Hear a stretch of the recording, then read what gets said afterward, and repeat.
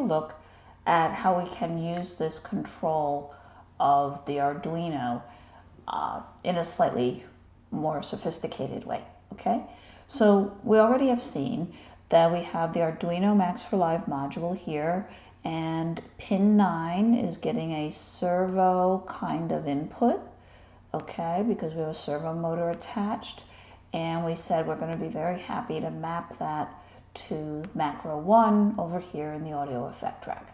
So what we have already is pin 9, the yellow wire here, is sending a signal into the servo. We have power, 5 volts, and ground finishing off the 3 wires that are in the servo.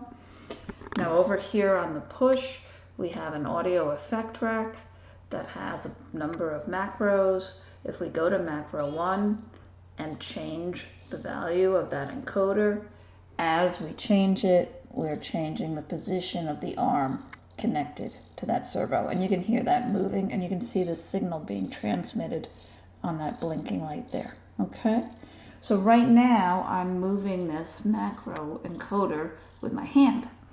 Can we get it to respond to the music that we're making? So let's open up a drum rack, and I've just put a kick sample onto this first pad. Okay, now I followed that up with let's close it all up. I followed that up with a device from Max for Live called an envelope follower. So as I play this beat, you can see that what's happening is the envelope follower is just creating the rough outline of what that signal was. Now if we pump the gain up a little more, we'll get an even louder envelope. Okay, I'm going to drop it down a little bit. All right, so now I've taken a MIDI clip and just in the piano roll drawn in a few notes here. Okay, all of them just that kick pad.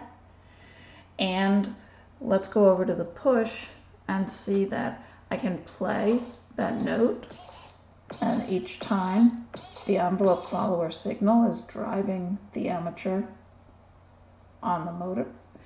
Or I can use the sequencer, and I've laid in a little pattern, and now when I run that,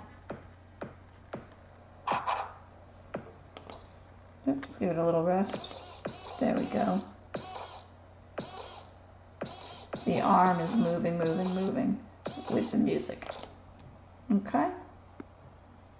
Lots of possibilities.